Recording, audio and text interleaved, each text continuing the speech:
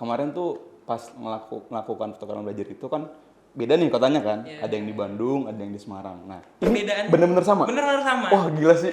Oke, terus. Itu peraturan tentang 3 dosa besar pendidikan. Oh iya. Berarti orang Batam jahat-jahat. Beda berapa ribu sih, cuman kalau misalnya Oke, balik lagi bareng kita di ITEBA Podcast on Air. Nah, hari ini kita bakal ngebahas tentang teman-teman kita, abang-abang kita yang di sini yang telah melakukan pertukaran pelajar di salah satu universitas di Indonesia. Jadi sebelum lebih lanjut, mungkin kita bisa kenalan sama abang-abang yang ada di sini. Bang, boleh perkenalkan namanya bang dari yang paling kanan? Oke, boleh. Halo semuanya, kenalin aku Ronald Surtagalung, biasa dipanggil Onal atau Onat. Aku dari DKV 21. Kemarin pertukarannya ke Institut Teknologi Bandung. Oke, selanjutnya abang yang sebelah kiri, boleh kenalan bang? halo, perkenalkan nama saya Fuad Rafiki, biasa dipanggil Vicky. Saya kemarin mengikuti program pertukaran mahasiswa Merdeka Batch 3 dengan tujuan kampus di Universitas Dian Nuswantoro Semarang. Oke, sebelumnya tepuk tangan dulu dong buat abang-abangnya yang udah mau sharing pengalamannya. Oke, bang, jadi gini bang, kita ngobrol-ngobrol aja lah ya, biar santai lah ya. Oke, kira-kira kemarin ngapain aja sih bang? Atau nggak ini aja, kemarin tuh pas melakukan pertukaran belajar itu kan beda nih kotanya kan, ada yang di Bandung, ada yang di Semarang. Nah, kira-kira bedanya di kota Bandung selama abang merantau sebagai pelajar di sana sama di kota Semarang, bedanya apa nih bang? Mungkin boleh dari Bang Onal dulu, cerita bang, di Bandung gimana? Oke, dari aku sendiri mungkin kalau Bandung, seperti yang kita ketahui di Bandung banyak universitas, jadi salah satu kota pelajar juga. Jadi di sana banyak kita jumpai juga mahasiswa-mahasiswa yang merantau gitu. Jadi nggak hanya muluk-muluk dari kampus saya, tujuan saya aja, tapi ada dari kampus-kampus lain. Begitu juga teman-teman kelas saya. Oke. Dari universitas-universitas yang berbeda juga gitu. Di sana tuh untuk Bandung sendiri, untuk masyarakatnya sendiri baik-baik. Oh iya. Berarti orang Batam jahat-jahat? Enggak juga. Saya kan orang Batam kan lebih to the point, bukan to the point sih, lebih tegas-tegas lah ya. Oke. Karakternya mungkin berbeda ya? Iya, Bandung kayak lebih ramah, lebih sopan mungkin ya, karena kan di sana ada budaya kalau kita lewat punten gitu. Iya, punten. Awal-awal juga pas saya pertama kali ke sana tuh apa nih punten mangga kan. Kira ada mangga gitu. Rupanya permisi silahkan gitu. Jadi setiap kita keluar rumah, keluar kos dan melewati masyarakat yang ada di situ selalu mengucapkan permisi punten gitu. Kalau masih ragu bilang punten, kita bilangnya permisi gitu. Jadi memang budayanya masih kayak lengket banget ya di Bandung masih tuh. lengket banget. Walaupun lingkungannya lingkungan mahasiswa ya. Lingkungan mahasiswa di sana.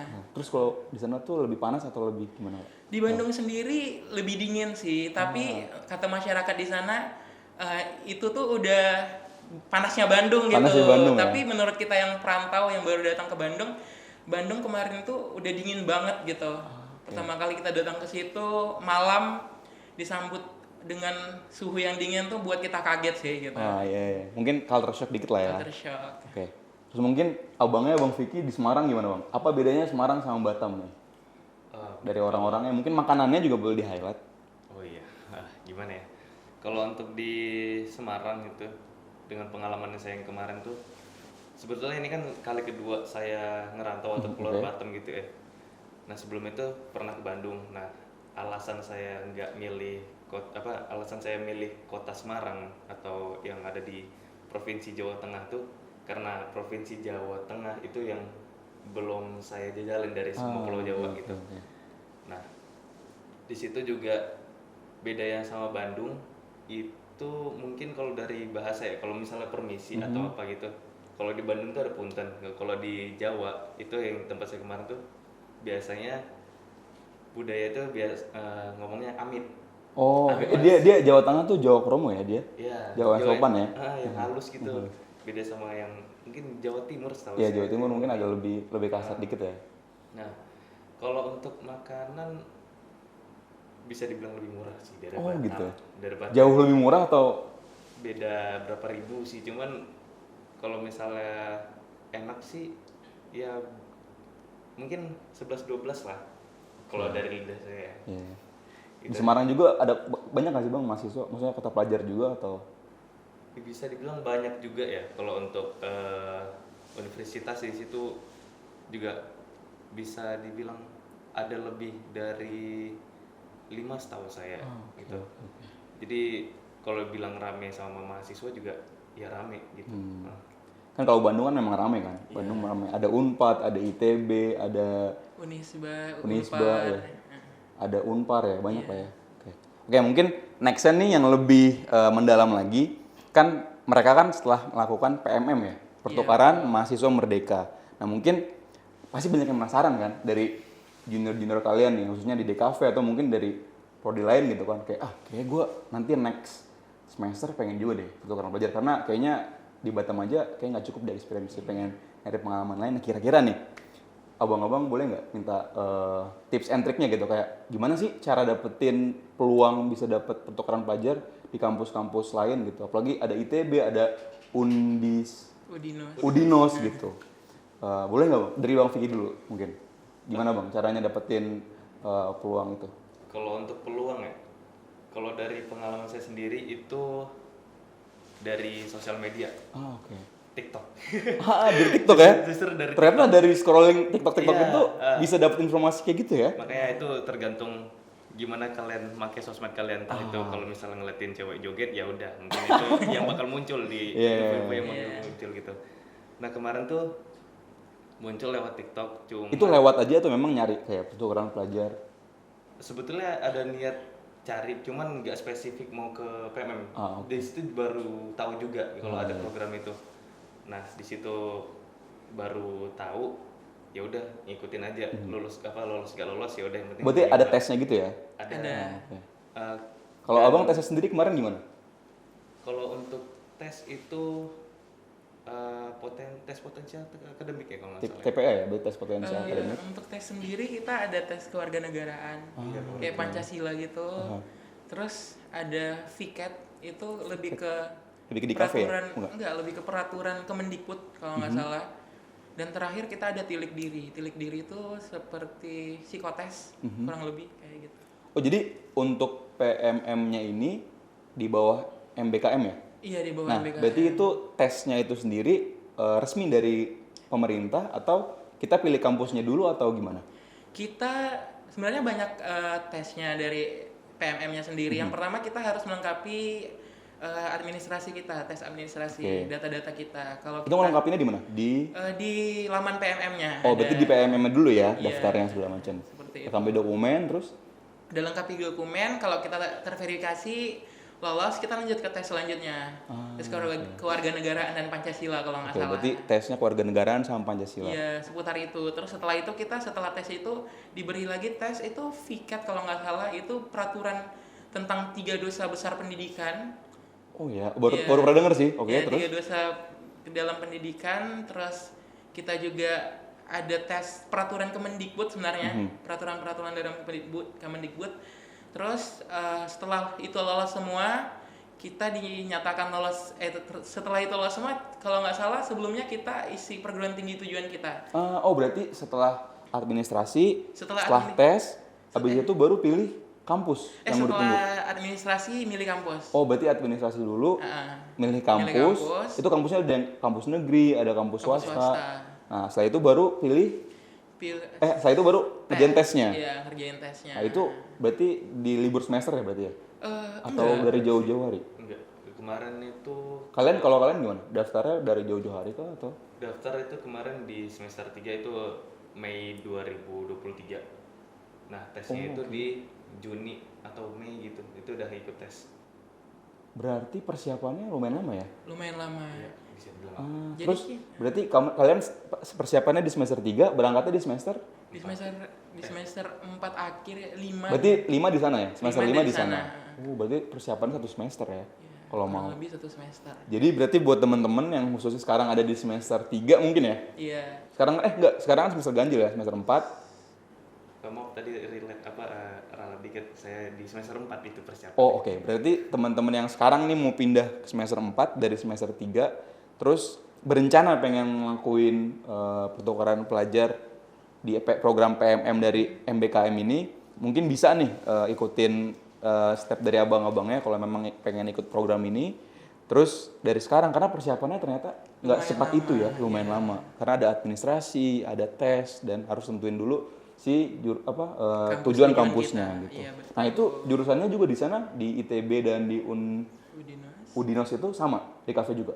Ya di kafe. Cuman kalau misalnya masalah mata kuliah atau program studi itu tergantung kampusnya masing-masing. Kebijakannya gimana? Kalau dari saya kemarin tuh dikasih kebebasan sama Universitas Dian Nusantara, mau lintas prodi juga boleh, mau ngambil mata kuliah di luar prodi yang kita ambil itu juga boleh gitu. Tapi balik lagi ke ITB-nya sendiri, mau ngakuin mata kuliah yang sama kita, atau iya. Nah kalau dari Bang Vicky sendiri gimana? Kemarin milih lintas jurusan kah atau yang linear di kafe? Saya ngikut aja sih ngikut di kafe dia. Di kafe udah di kafe. Yang penting bisa konversi aja. Itu yang paling penting sih. Itu penting. Bang Onal juga sama? Sama sih kalau aku mau main aman jadi ngambil yang selinear gitu sama jurusan. Di ITB sendiri juga sebenarnya kami diperbolehkan untuk lintas jurusan. Tapi pihak sana menyarankan untuk ngambil selinear dengan jurusan yang kita ambil sekarang. Takutnya kalau kita ngambil yang di luar jurusan kita, belum lagi kita sudah semester 5 atau semester 3 bertemu sama matkul yang awalnya kita nggak tahu. Iya. Nanti takutnya malah kasihannya di kita gitu. Benar. Kan kalau enaknya kalau linear itu kan pertama bisa di-convert. Iya. Dan nanti kamu lanjut ke sini kan kemarin semester 5 di sana, di Semarang dan di Bandung. Lanjut ke sini kan tinggal lanjutin semester 6 nggak sih? Dan nggak ada pengulangan semester lagi kan. Benar. Dan lulusnya pun bisa tepat waktu nggak sih? Kalau memang aman semua ya. Aman lah ya. Aman. Term and conditionnya. Term and conditionnya, oke. Nah, terus tadi kan gimana cara masuknya nih? Nah, sekarang mungkin pertanyaannya adalah, kan udah masuk nih. Berarti berangkat di semester 5 kemarin. Semester 5. Nah, terus gimana sih suasana belajarnya nih? Apakah enakan di sana atau di ITB gitu? Dan dosen-dosennya kayak gimana? Terus juga apakah di sana kampusnya tugasnya banyak banget, dosennya killer-killer, temennya pada serius banget, pada belajar semua atau gimana? Mungkin bisa dijelasin dari Bang Onal mungkin, tadi kan dari Bang Onal dulu mungkin. Oke. Tadi kan dari Bang Vicky. Untuk perkuliahan sendiri, untuk ITB dan ITB sebenarnya nggak jauh berbeda untuk kurikulum. Karena kurikulum kita sama kurikulum di ITB sendiri sama. Oh ya? Iya sama. Ini serius? Serius sama. Ini boleh di-highlight nggak? Ini Ya, bisa denger ya guys. Jadi dari Bang Onal yang udah pertukaran pelajar di ITB, di ITB, dibilang bahwasannya kurikulum yang ada di ITB dan ITB itu sama. Sama. Ini fun fact yang harus di-highlight sih. Iya. Oke. Lanjut Bang. Awalnya kaget pas buat form konversi itu masukin deskripsi mata kuliah dari silabusnya. Iya.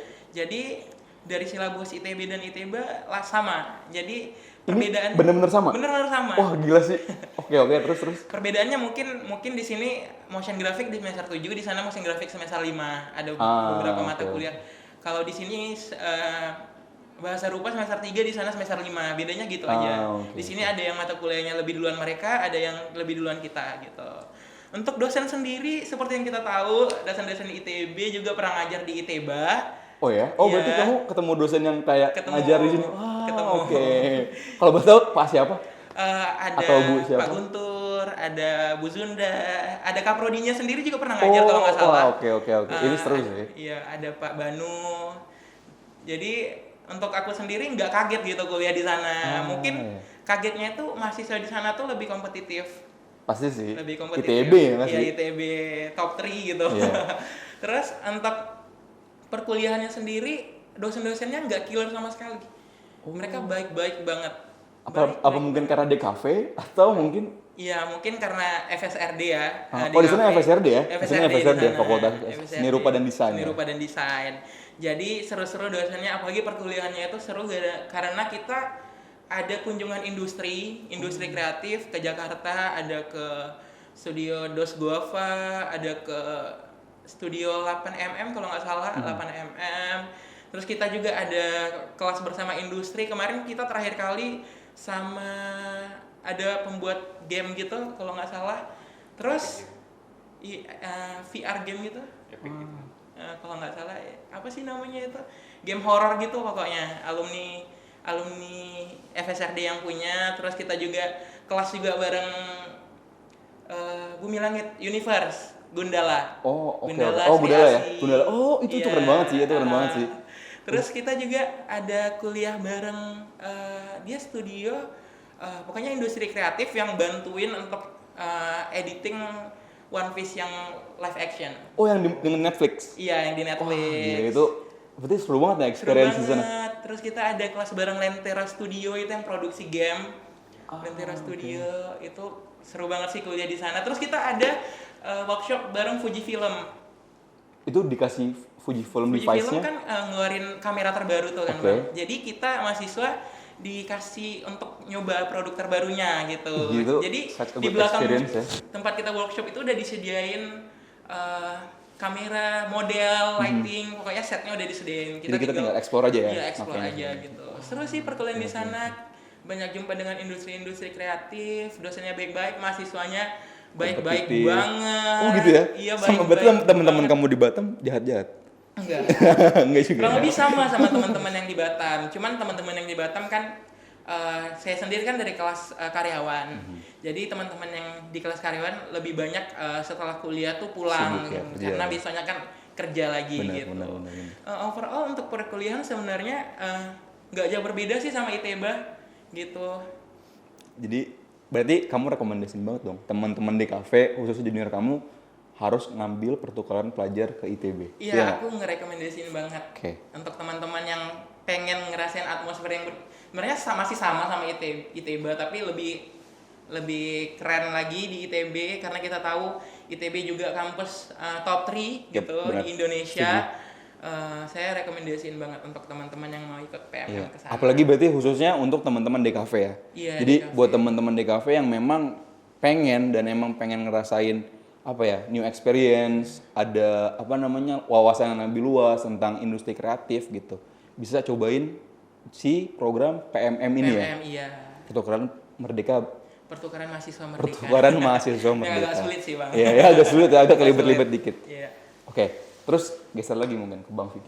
Gimana Bang? Gimana Pak ini? Apa tadi gimana apa sih ketika lagi ngelakuin pertukaran pelajar tuh dosennya gimana, terus di sana sistem belajarnya gimana, teman-temannya seru nggak sih, terus apa banyak tugas kah atau gimana, atau nggak ada banyak hal yang bisa diambil nggak di sana? Kalau dari yang saya alamin ya, itu sama kayak apa yang waktu saya laporan kemarin Bu Widya juga notice. Iya. Kalau di kampus saya itu juga lebih mandiri kalau misalnya belajar itu. Jadi saya ada satu mata kuliah itu yang memang saya tiap minggu datang itu cuma laporan project tugasnya, bisa tanda tangan udah gitu. Oke. Dosennya cuma ngeliatin udah sejauh mana latihan tugas-tugasnya dikerjain gitu. Terus kalau misalnya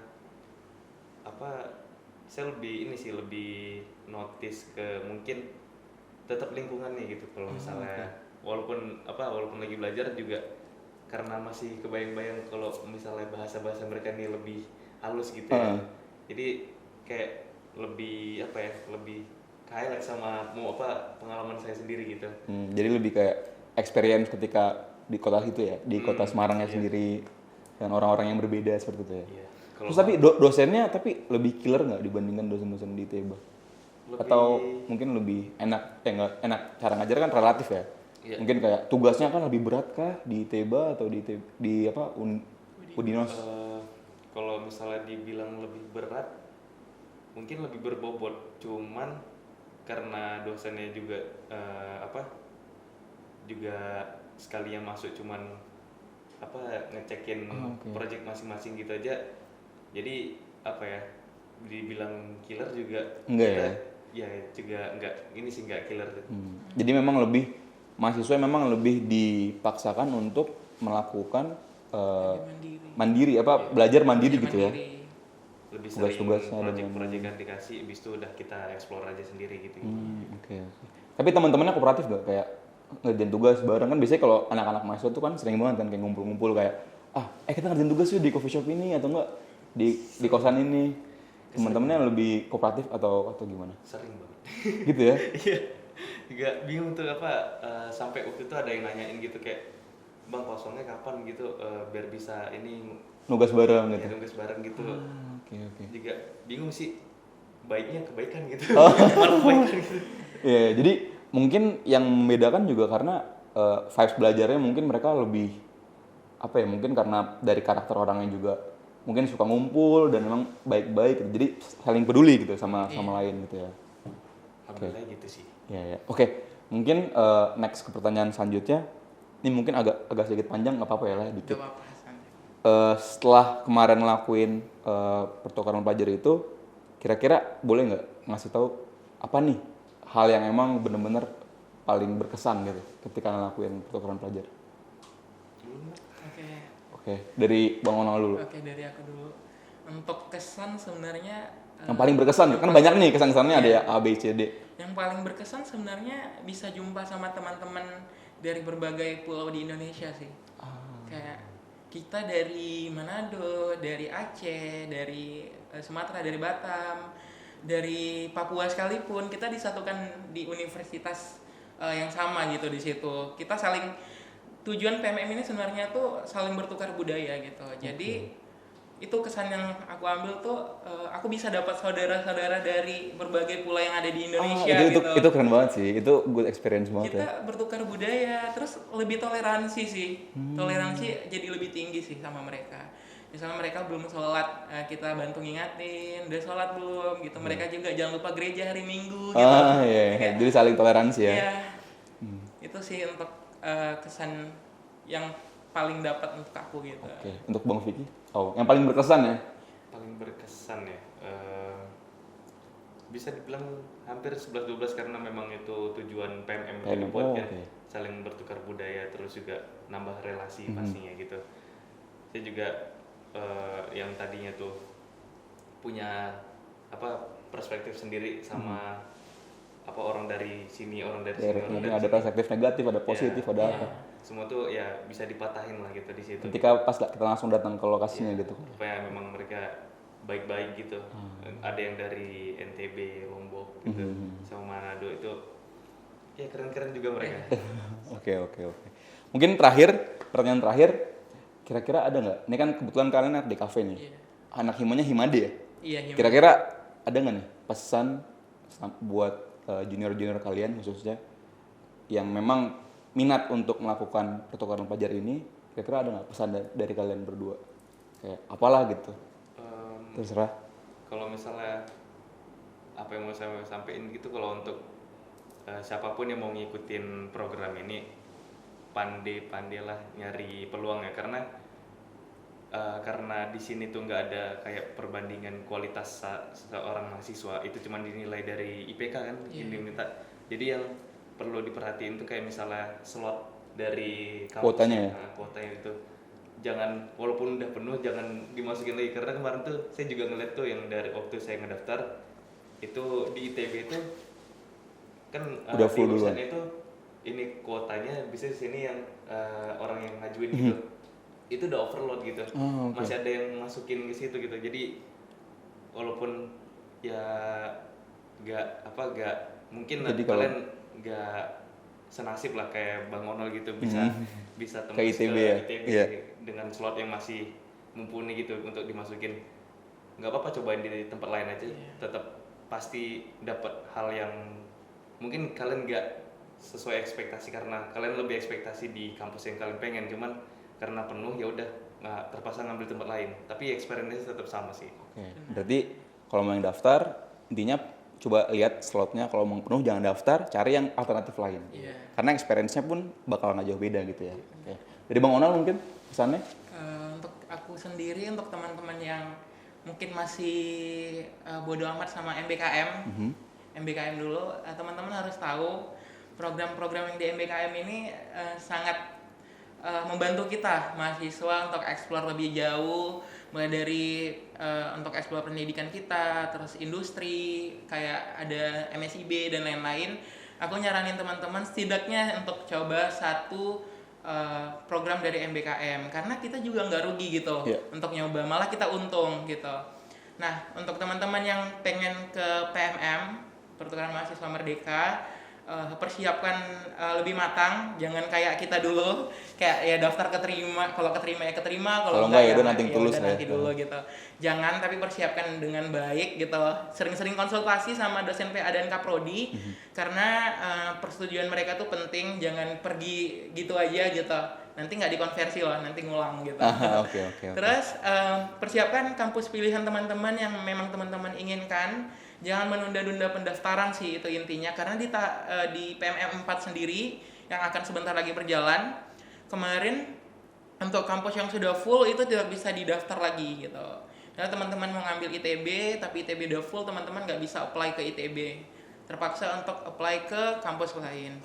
Dan ingat, untuk pulau harus di luar Pulau Sumatera. Oh, berarti nggak boleh di Pulau Nggak Sumatera boleh ya? di Pulau Harus di Sumatera. pulau lain. Jadi teman-teman harus pilih 3 klaster pulau yang ada di luar Sumatera. Boleh Jawa, boleh Kalimantan, Sulawesi, boleh Nusa Bali, atau boleh sampai ke Papua pun boleh gitu. Tergantung teman-teman mau kemana. Nanti teman-teman boleh pilih 3 kampus tujuan utama teman-teman, dan boleh pilih sisanya itu sampai 8 ya. Apa ya? Untuk kampus tujuan 8 atau 7 kampus Alternatifnya tujuan ya, alternatifnya. 3 tujuan utama, yang lainnya teman-teman boleh pilih di pulau yang sama, seperti misalnya yang lainnya di Pulau Jawa gitu. Setelah ada di kampus tujuan, teman-teman, aku mau titip pesan untuk teman-teman, sungguh-sungguhlah belajar, karena tujuan utama kita di sana adalah untuk belajar, bukan untuk Main-main ya? bukan hanya Bukan untuk buat- jalan-jalan main-main. Jadi harus balance gitu, jangan nanti tiba-tiba di akhir nilainya aduh nilai rendah nih gitu. Iya, benar-benar. Jadi yang mau disalahkan siapa gitu kan? Pribadi masing-masing sih gitu. Untuk teman-teman yang mau ikut PMN, kami nyaranin banget sih untuk ikut program ini gitu. Oke. Sebelumnya tepuk tangan dulu dong buat abang-abangnya udah sharing hari ini. Oke, mungkin terakhir aku mau sedikit ngasih info juga ke teman-teman yang nonton hari ini. Jadi buat teman-teman yang semisal ingin daftar ke kampus ITEBA, bisa langsung hubungin nomor yang ada di website kami, yaitu websitenya ada di www.iteba.ac.id. Bisa langsung kontak aja, ada nomor kontak personnya di sana, nanti dihubungin, nanti akan bertemu dengan pihak PMB, penerimaan mahasiswa baru. Nah, nanti khususnya untuk DKV, kebetulan DKV kita salah satu yang paling favorit ya. Iya. Kan kebetulan abang-abang di sini dari jurusan program studi DKV gitu. Oke. Mungkin itu aja, dan mungkin aku mau ucapin terima kasih udah sharing-sharing Terima kasih. pada hari ini ke ITEBA Podcast. Semoga apa yang teman-teman sampaikan pada hari ini bisa jadi ini ya, motivasi buat junior-junior kalian gitu di kampus ITEBA gitu. Oke, kalau gitu kami tutup podcast pada hari ini. Cukup sekian dan terima kasih. Sampai ketemu di episode selanjutnya. Bye.